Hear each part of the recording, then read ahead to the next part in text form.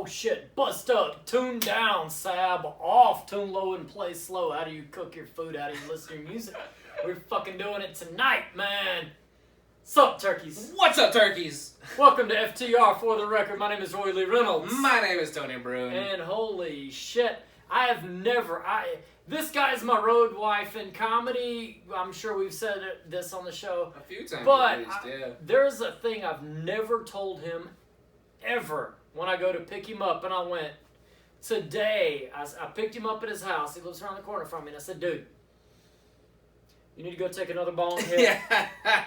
Because we're about to go into the deep, murky waters of fucking Norwegian He death. came in like Kramer. That was the funniest part. Yeah. Which, again, I never do. He never does, ever. But he came in like Kramer because he had to pee. Yeah. And he was like, I gotta pee. And then also, take a bong rip. Because you need to listen to this album. I've never heard him request me to take a bong hit. Yeah. That shit was funny. I still got a piss test job, and I haven't smoked weed in 20 years. So I took a bong rip vicariously through this guy. And I knew, like, we're about to go into the murky waters of fucking Norwegian Yeah, death. this was good. Who knew As Norway could get down? Oh, I did. I didn't. I did. I did not know. Yeah, and we'll get into the actual album later, but that's the way we started this. Yeah. And I was like, we've been riding in a car for, 2 years now? Fucking yeah. Easy 2 years. At least 2 years. Yeah, maybe longer than that. And you've spent almost as much time in my goddamn Toyota Camry as I have. Yeah. But, that's the first time I've ever said that to you. He's like, yeah. Whatever you... I was like, I don't know what you've smoked today. Yeah. But one more. Yeah, exactly. Uno más. Yeah. And if you ain't read it here, the album is from a band called Vallhall from Norway. The album's called Red Planet. Because you're gonna get so high, you're gonna feel like you're on Mars. I'm not gonna lie, he was right. And I've never listened to this album high. I hadn't gotten high. He was right to do so though, because it's a great album. We'll get into it. Yeah, it's a great album. But I was the perfect amount of high when I got here, and like every song was like Yeah, all right. He just plopped down on this couch right over here that you probably can't see. And he was just like, groove out. Yeah. Like that's what this record did, man. I want to go a little history of this album.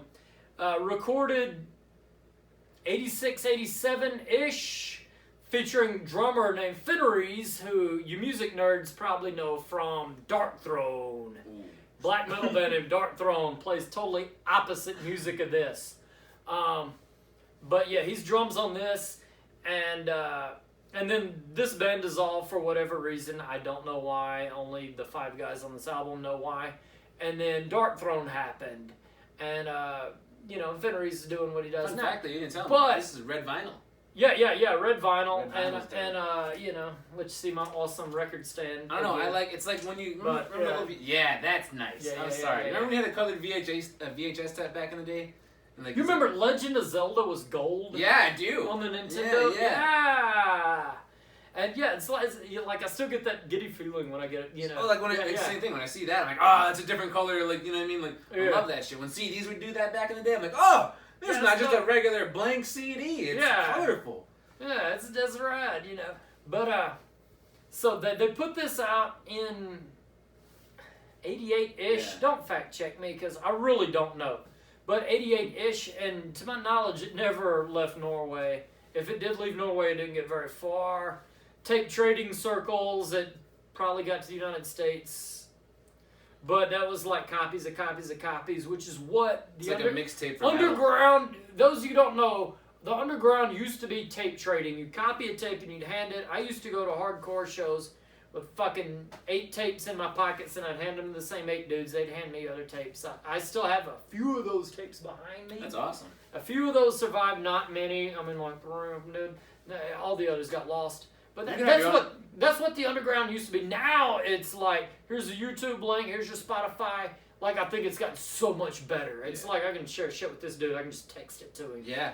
Like, I think it's better. I'm not. You gotta do a museum one day if you want it. Like of all your Roy's history of music. Yeah, that'd be Look at all this shit. This is awesome. Yeah, but like it never got a proper release outside Norway, and then in 2009, I think this was actually released through Phil Anselmo's label, Housecore Records, and that's how I learned about it.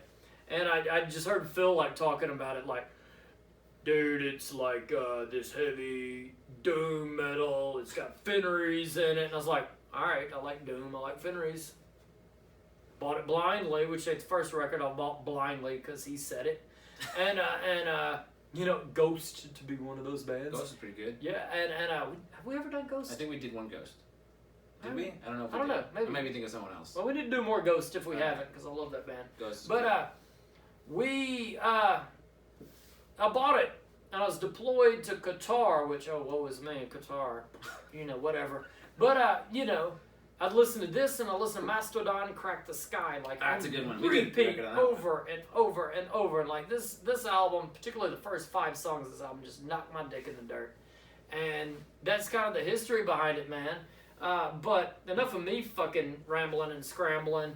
Tony, man, what'd you dig on this thing, man? First of all, I love our back and forth. It's like you're rambling and scrambling, and I'm just high and slow. You know what I mean? So like the yin and yang are fucked up. But no, this album, for lack of a better term, was definitely very groovy.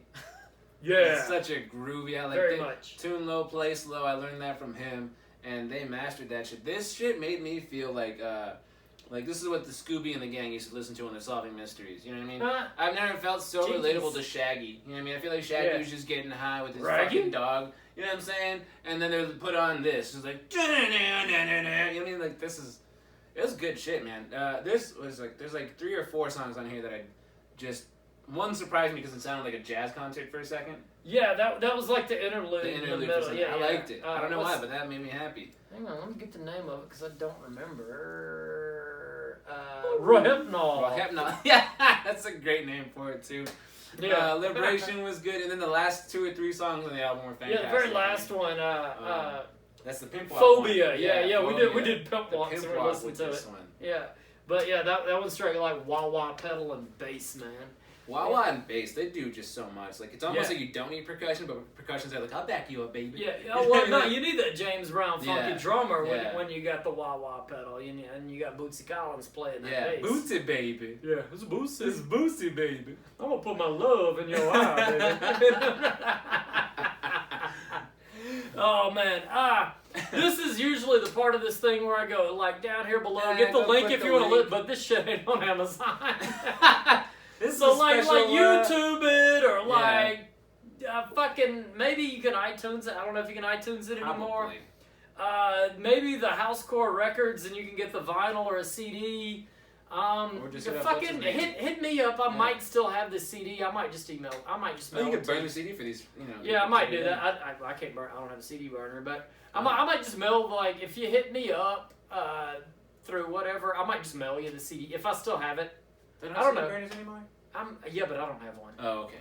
But you know, but what is below is this motherfucker. This is our comedy album. And again, if you want to hit me up for a copy of this too, I'll send that to you, a signed one by all 4 of us on the Bullies Volume 1 album. Just to keep the pressure going, we're gonna have some merch for both of this actually, for this and FTR. Yeah, it will be here in the near future for like for Elias. For Elias, yeah, for our one fan. Who's gonna be on the very next episode? He's gonna be on the next episode, Elias. But yeah, we will have something, and if you want to hit me up and get a if you want to hit me, just say hi. And get like some stickers and a CD and I don't know what else. We might or might not. I don't know. We're figuring out. Our friends got some shit hooked up.